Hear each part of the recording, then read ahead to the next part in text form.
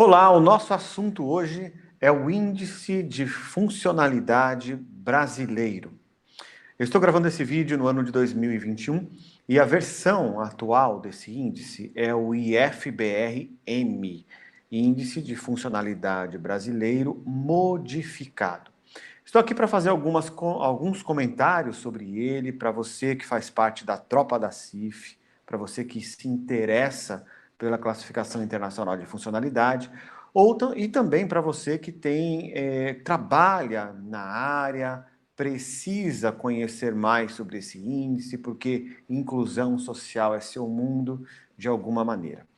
Sem inverter valores, vamos falar então diretamente dos aspectos positivos e negativos do IFBR-M. Claro que eu estou mostrando aqui um ponto de vista que quero compartilhar e quero também justificá-lo, mas de antemão quero dizer que eu creio que o Índice de Funcionalidade Brasileiro pode sim se tornar um instrumento usável, útil para a população em geral, também para o governo e para as empresas privadas, etc. Então vamos lá, o que é o índice? O índice, na verdade, é um instrumento baseado na CIF, pelo menos parcialmente baseado na CIF.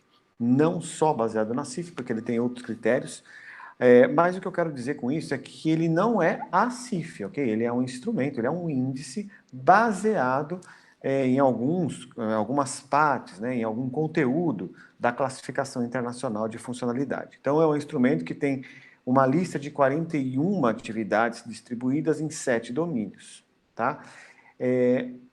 Ele pretende ser um instrumento para colocar em prática a mudança do modelo biomédico para o modelo biopsicossocial. Esse é o foco brasileiro, né, atual nesse ramo. É o que diz, é o interesse da Lei Brasileira de Inclusão, a conhecida Lei Brasileira de Inclusão, a Lei 13.146 de 2015, a mudança de um modelo, de uma forma de pensar, né, do modelo biomédico para o modelo biopsicossocial. O que isso quer dizer?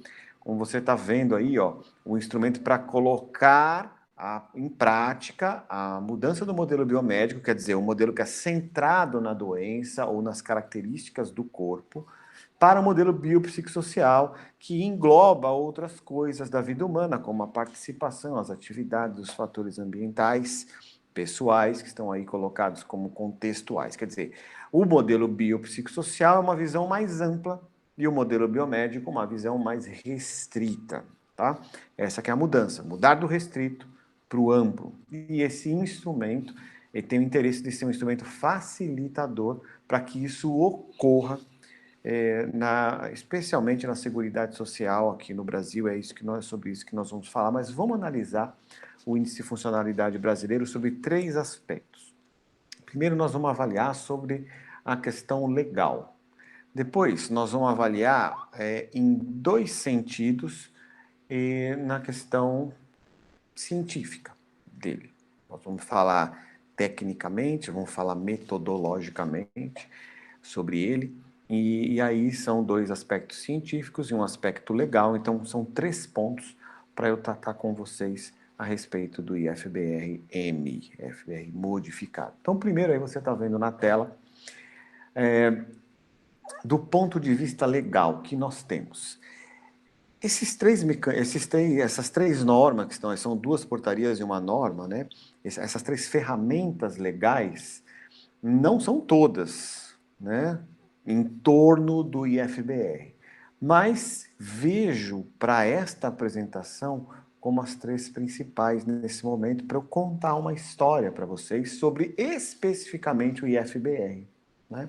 Por que eu estou falando isso? A Lei 13.146 diz lá no artigo 2º, né, logo ao final do artigo 2º, que o governo vai procurar instituir instrumentos, e aí, em tese, o IFBR seria um deles. Então, isso está falando indiretamente de possíveis instrumentos, então o IFBR pode ter alguma relação com isso. Eu não estou tratando disso, eu estou tratando aqui das ferramentas legais que tocam, né, em cima, que tocam no ponto IFBR.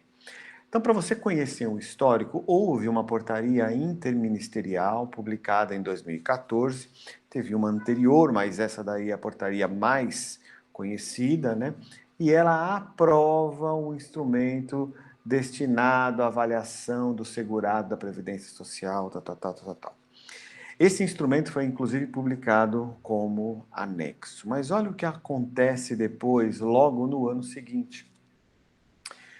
Essa portaria, que não sei se no âmbito de quem a publicou ou de forma geral, essa não é a questão aqui, mas olha o que ela diz aí um ano depois.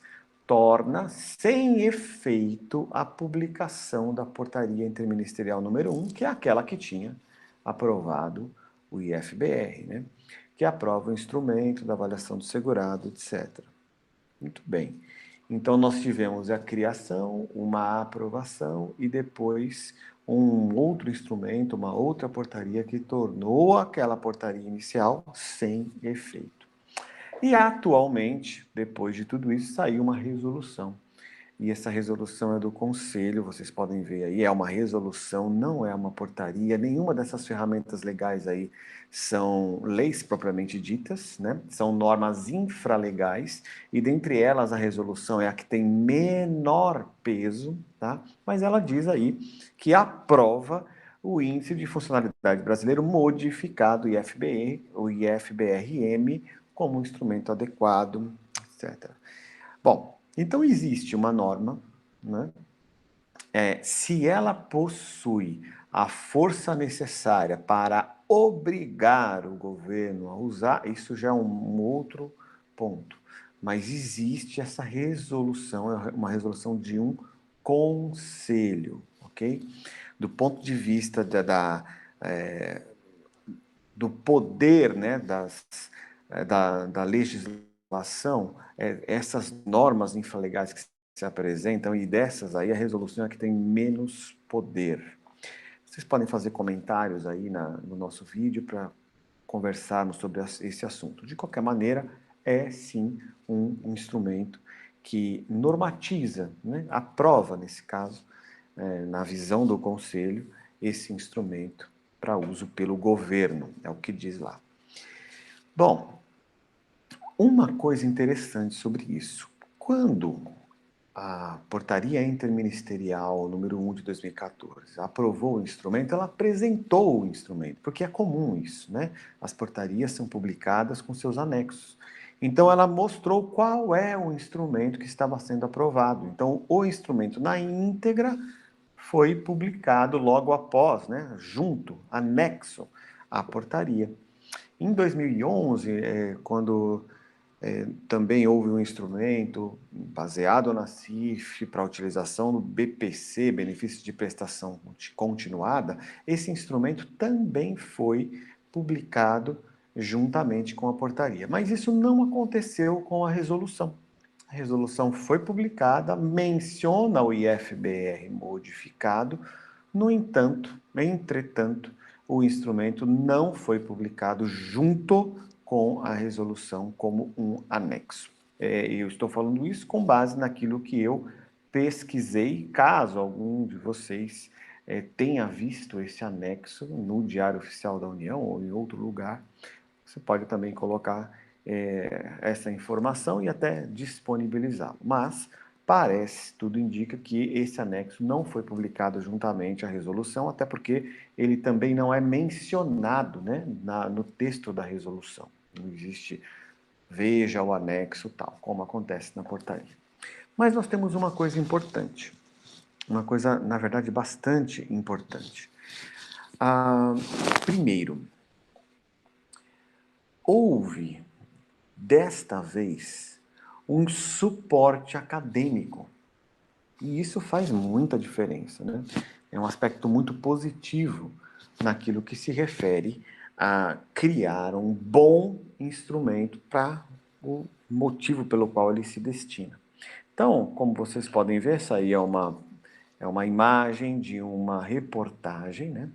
O UNB, Universidade de Brasília, valida o modelo unificado de avaliação da deficiência no Brasil. Ele está se referindo aí ao IFBR. Se você ler né, fala que adota perspectiva biopsicossocial. E aí, vamos olhar agora, nós falamos sobre o aspecto legal, encontramos algo bom, mas pode ser que não suficiente ainda, e agora nós vamos olhar do aspecto acadêmico. Vamos entrar no aspecto científico e vamos falar primeiro aí desse aspecto da validação. Então, eu quero que você entenda o que significa validar um instrumento. Significa ter um instrumento que é válido. Válido. Primeiro, todo instrumento válido é reprodutível. Se ele não for reprodutível, ele já não será válido. O que significa ser reprodutível? Significa o seguinte, que duas pessoas, dois avaliadores diferentes, usando o mesmo instrumento para avaliar uma pessoa, chegam ao resultado idêntico. Então imagina um segurado ou possível segurado, se ele for avaliado pelo instrumento com dois profissionais diferentes, esses dois profissionais chegarão ao mesmo resultado com esse instrumento. Então, significa que ele é reprodutível, isso é um bom caminho. Agora, isso significa que ele é válido? Ainda não. Isso precisa acontecer, mas ainda não. Um instrumento válido também consegue medir aquilo que ele se propõe.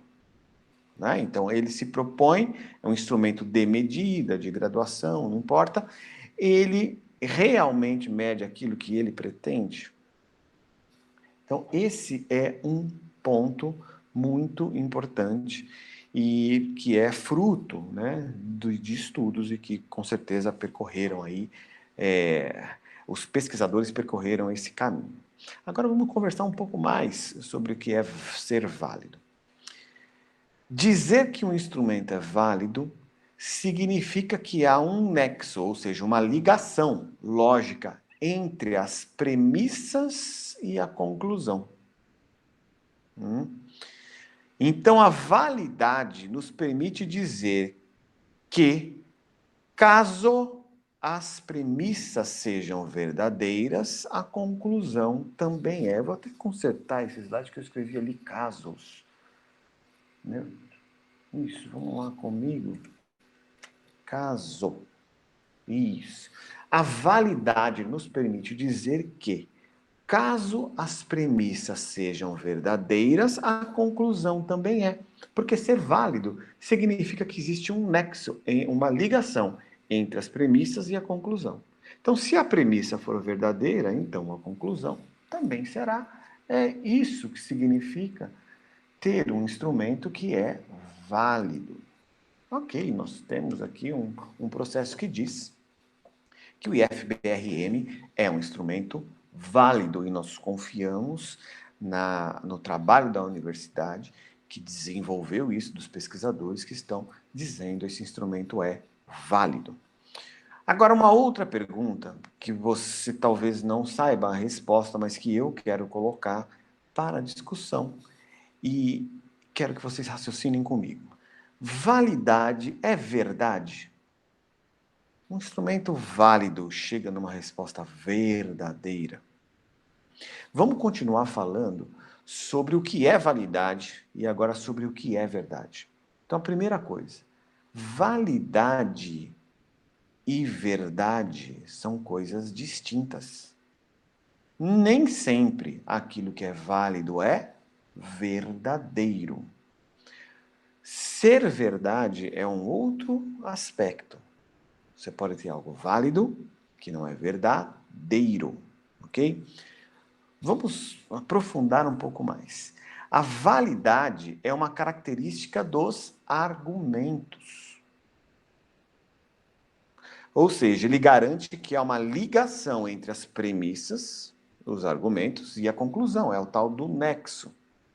Agora, a verdade é uma característica das proposições. Por isso que é incorreto dizer que um argumento é verdadeiro. Um argumento só pode ser válido ou inválido. Você não pode dizer que um argumento é verdadeiro ou falso. Vamos entrar um pouco mais para você entender melhor o que eu estou querendo dizer a respeito disso. Eu vou dar um exemplo, explicar isso por meio de exemplos, vai ajudar um pouco mais. Estou aqui com um livro. Esse livro é um livro Epidemiologia,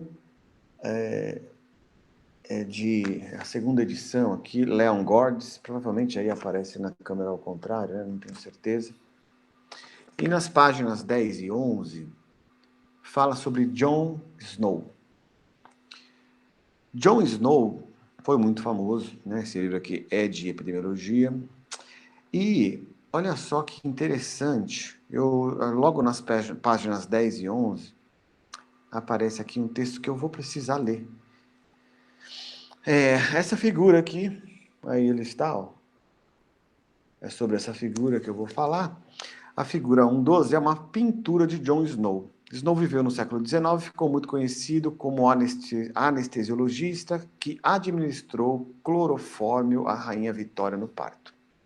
Entretanto, a verdadeira paixão de Snow era a epidemiologia do cólera, uma doença que era o maior problema da Inglaterra na metade do século XIX.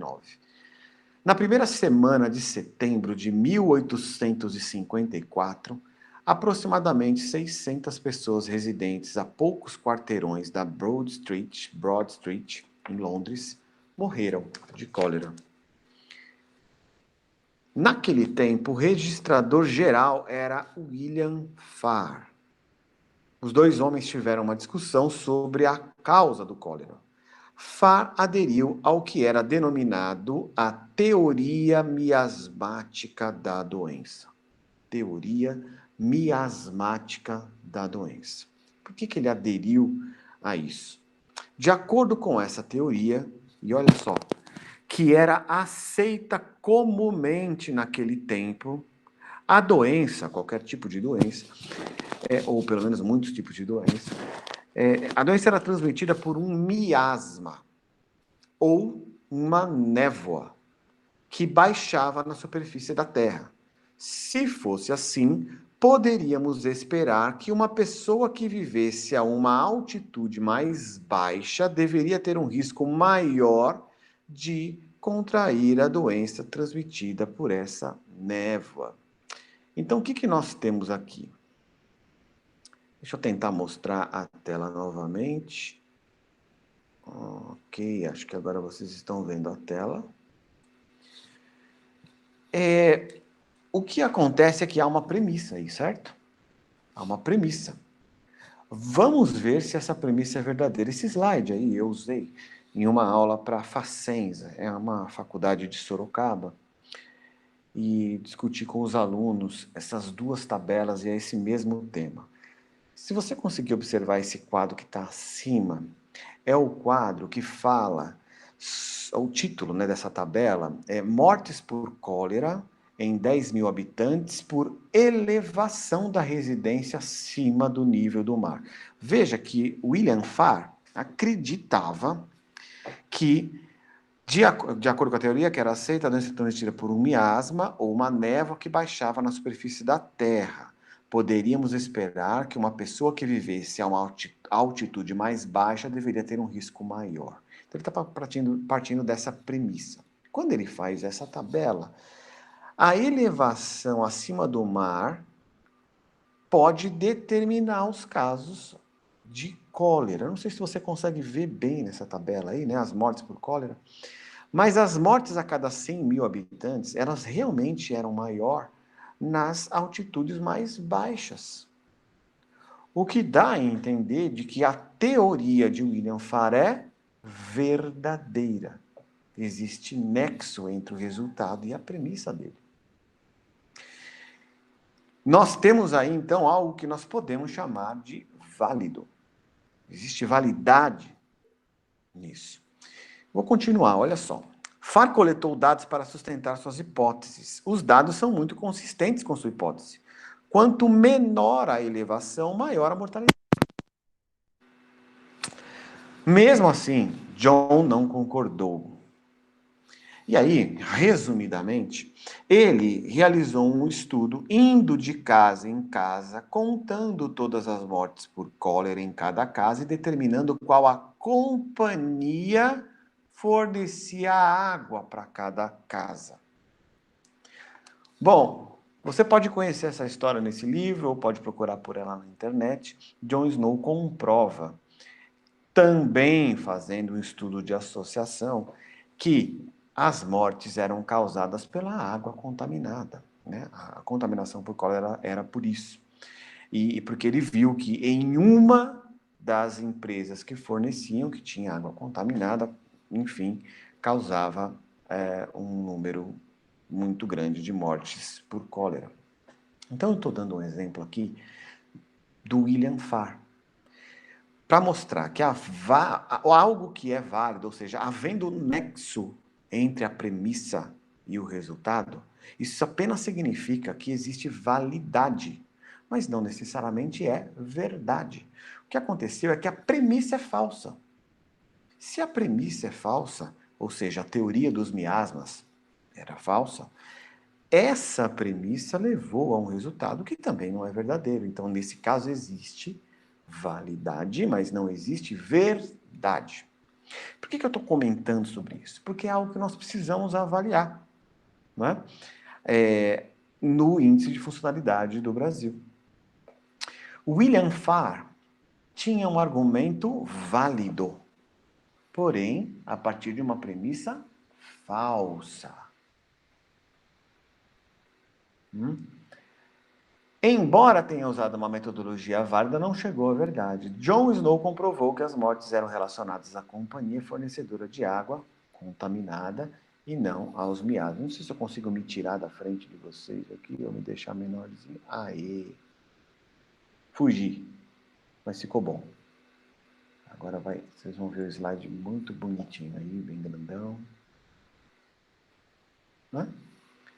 Muito bem. Vamos dar continuidade. Vamos voltar lá para o IFBR, então. O IFBR, ele adota uma perspectiva biopsicossocial, é o que está escrito lá no início, né? Inclusive naquela reportagem. O que é perspectiva? Perspectiva é aquilo que os nossos olhos alcançam a partir de um determinado lugar, é o que dizem os dicionários etimológicos. E aí, nós estudando um pouco mais do IFBR, nós vamos ver que tem critérios de FUSI. Isso aí serve para dar peso a algumas respostas e para influenciar no resultado final com base na deficiência. Ok? Se é uma deficiência auditiva, intelectual, física, visual ou aí tá mental, psicossocial. Vamos analisar um pouco esses critérios aí. Olhando para a CIF e para esses critérios, a gente acha essas características das pessoas, ou seja, a pessoa tem uma amputação na perna, essa é uma característica dela, certo? É uma deficiência física, no caso. Você encontra no capítulo 7, tanto de funções do corpo, quanto de estruturas do corpo na CIF. Auditivo e visual nos capítulos 2, dos mesmos componentes, intelectual, mental, psicossocial, nos capítulos 1 dos dois componentes, certo? Isso aí vai ajudar a determinar o valor final do índice, mas vamos conversar a respeito disso. Aqui já não estamos mais olhando a CIF daquele ponto de vista de validade, ok? Nós estamos olhando, vamos mesclar um pouco. Vamos olhar a alma da CIF.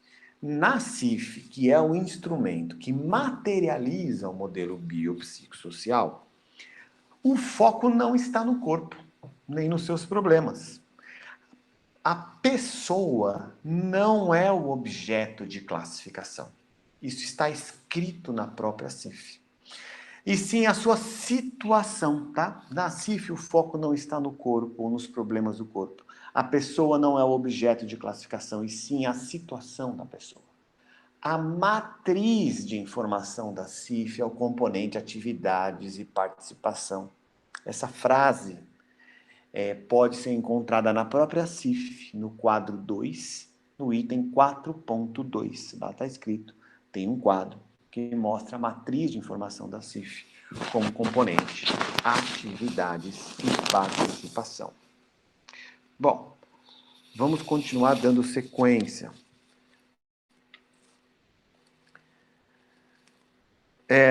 Os índices servem para o que índices servem.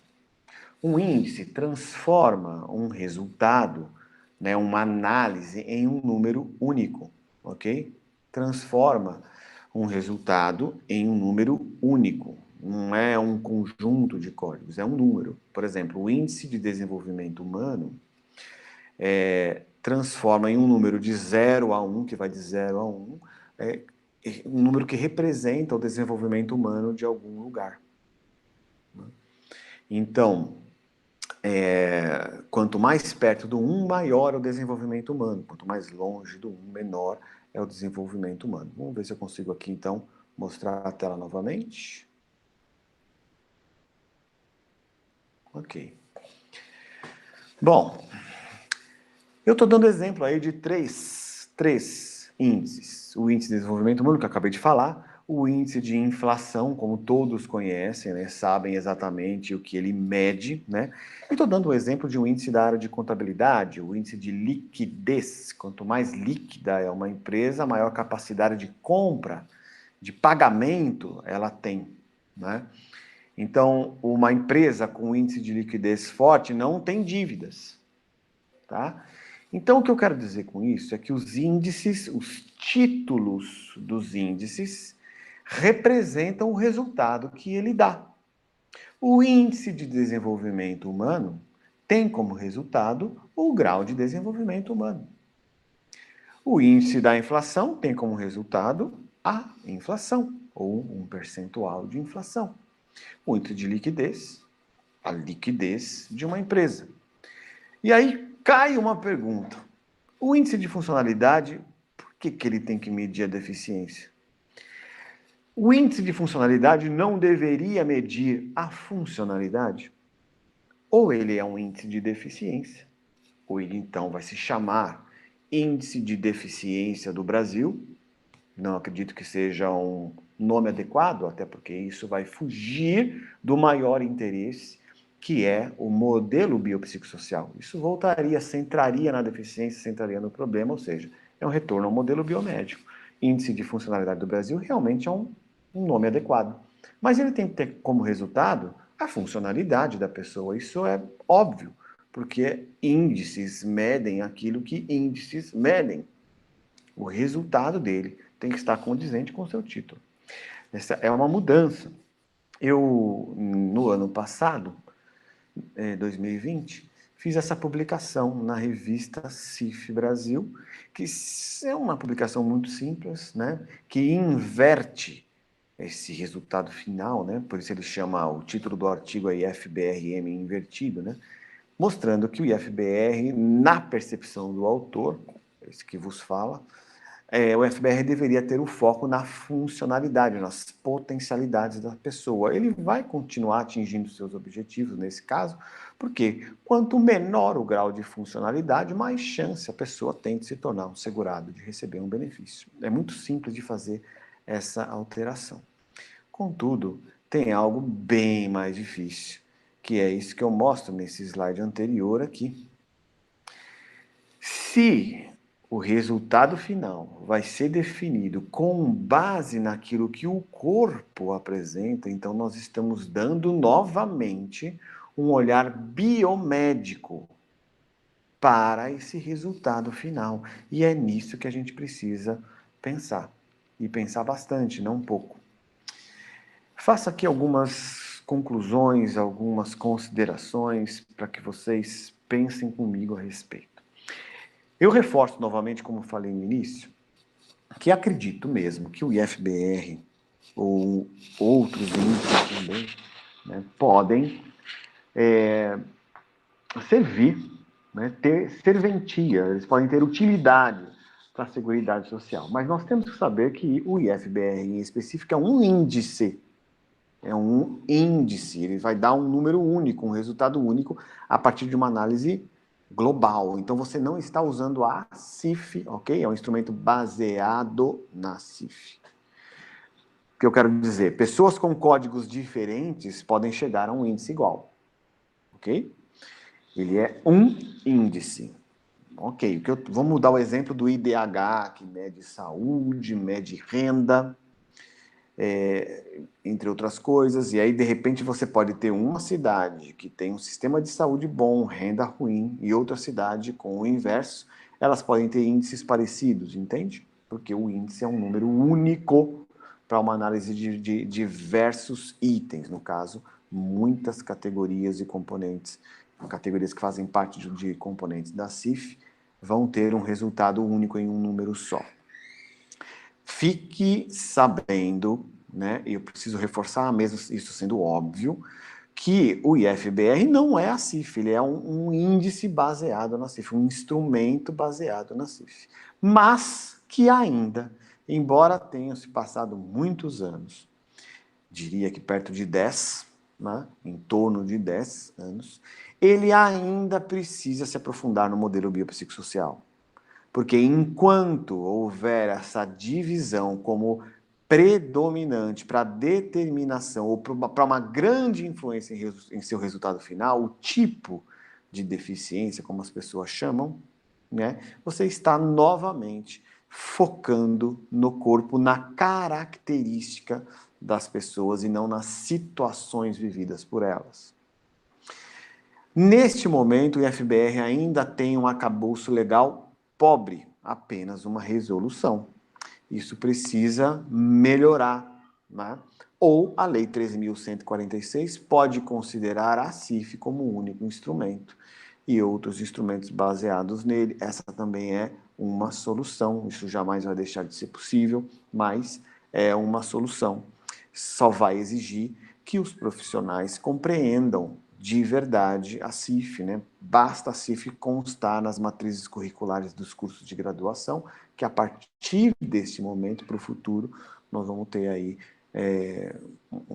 prosperidade, vamos dizer assim, no uso da classificação.